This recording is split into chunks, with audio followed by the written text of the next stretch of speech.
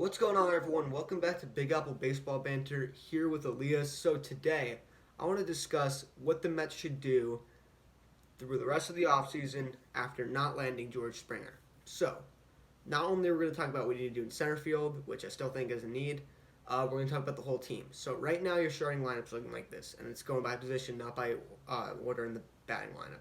So, or whatever.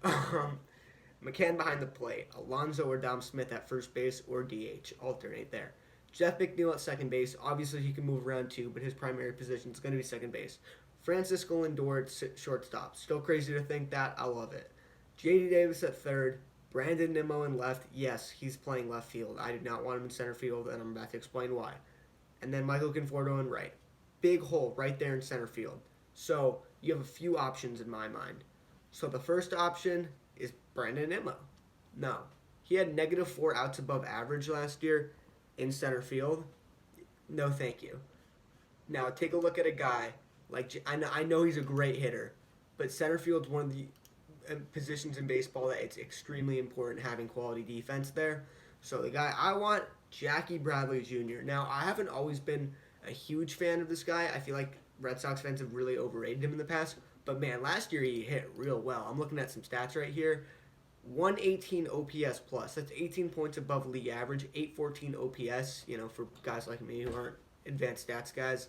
364 on base percentage, 450 slugging, 283 on base percentage, 7 home runs, which is solid in 191 at bats. Gave him a 2.1 wins above replacement. Also had 5 stolen bases, which is something.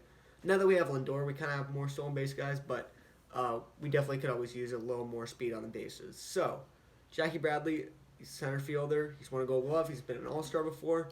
And this is what I like about him. Last year, in 130 attempts in center field, he had 7 outs above average. Outs above average are, you think of it, how many outs you make that, the average fielder wouldn't make. Brandon Nimmo had -4, so he's a below average fielder.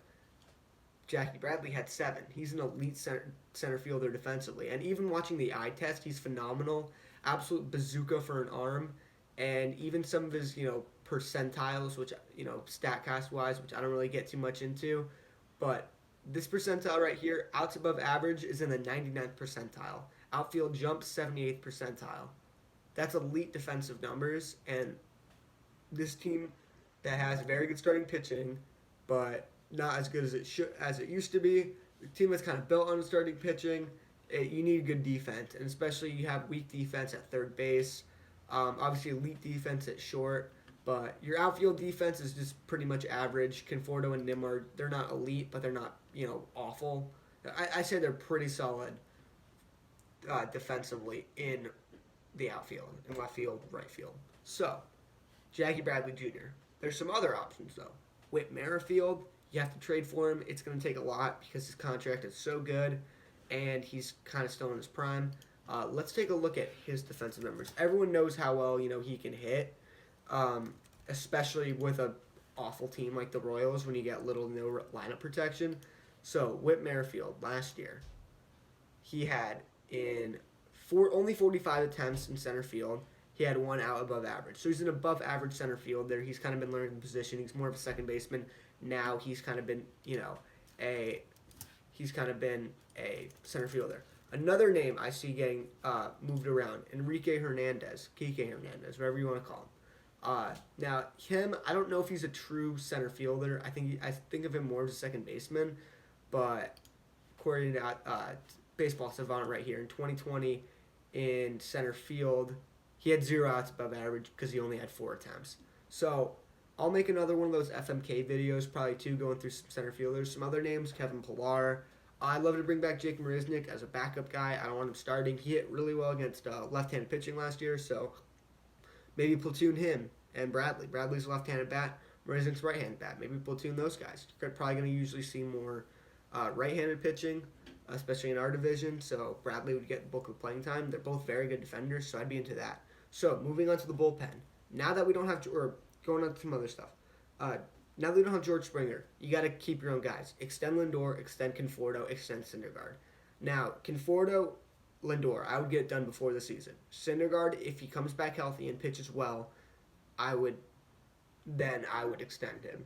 I don't know if I would give him a huge contract just because I don't know what he's going to come up after this injury. But if he hits the market, he's going to get paid. I know he didn't have a great 2019. Was hurt last year.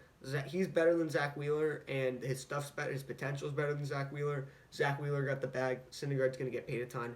Even Stroman, maybe look to bring him back too. You want to keep some retain your guys, have good continuity there. So retain your guys, and then you look at the bullpen. I think now they don't have Springer, you have a good shot at getting Brad Hand.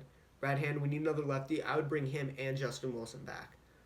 Justin, you need more than just one lefty reliever, especially in this division when you got guys like Juan Soto, Freddie Freeman, Bryce Harper. Um, so I don't trust Jerry Blevins. With three batter minimum rule, I don't think he's going to make the roster. As much as I love the guy, but nah. And like Danny Zamora, no. Get two really good lefties in here. Then you got yourself a nice bullpen. And you have some of your low tier guys like Brad Brock and Drew Smith can just be depth guys, man. And you got a great bullpen there. Then you go to the rotation. So right now, we obviously acquired Joey Lucchesi. So DeGrom, Stroman, or I'd go Carrasco. DeGrom, Carrasco, Stroman, um, Peterson, Lucchesi. Good rotation, not great. When Syndergaard comes back, then it's going to obviously strengthen. I don't want Steven Matz anywhere near this rotation. I don't want Steven Matz anywhere near this team. I can't stand the guy. And I just see this argument, well, if you bring in a lot of other arms, you get a more motivated, you get competition. How much more motivation do you need? You're a big league pitcher. You were supposed to be the two starter last year because how many injuries there were, and you had a 9 ERA. I hate the argument, oh, you need to bring some guys in to motivate him. If you're not motivated, you're in New York on a team that should be competing for the World Series, and I legitimately think that. How much more motivation do you need? You shouldn't be playing if you need that much motivation. Anyways, can't stand Steven Matz. Get trade him. I thought we shouldn't even tender him because what value does he have anymore? Bullpen, sure, try him out there. I don't care.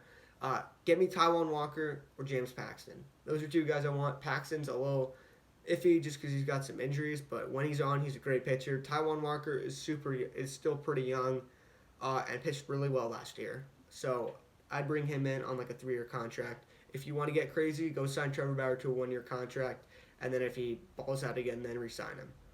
If you want to get crazy like that, trade for Sonny Gray, trade for Luis Castillo. I don't care. Strengthen up this rotation. Go in all in this year. Let's go Mets. I'll see you guys next time.